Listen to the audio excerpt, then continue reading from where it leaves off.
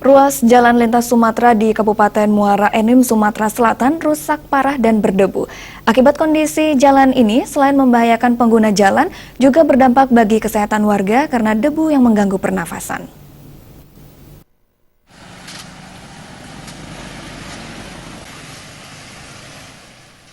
Beginilah kondisi jalan lintas Sumatera yang terletak di beberapa titik di Kecamatan Muara Enim, Kabupaten Muara Enim, Sumatera Selatan.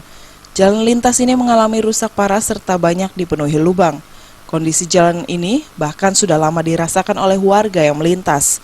Menurut salah seorang pengendara yang melintas, Fahmi, banyak ruas jalan yang rusak dan berlubang dirasakan sangat mengganggu pengguna jalan.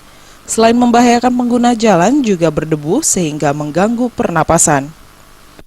Harapan kepada pemerintah untuk jalan segera diperbaiki agar pengendara mobil ataupun motor terjaga keselamatan. Warga berharap kepada pemerintah agar segera memperbaiki jalan lintas tersebut karena jalan tersebut merupakan satu-satunya akses jalan negara menuju Palembang, Jambi, dan Bengkulu. Dari Muara Enim, Sumatera Selatan, Jamil Hasan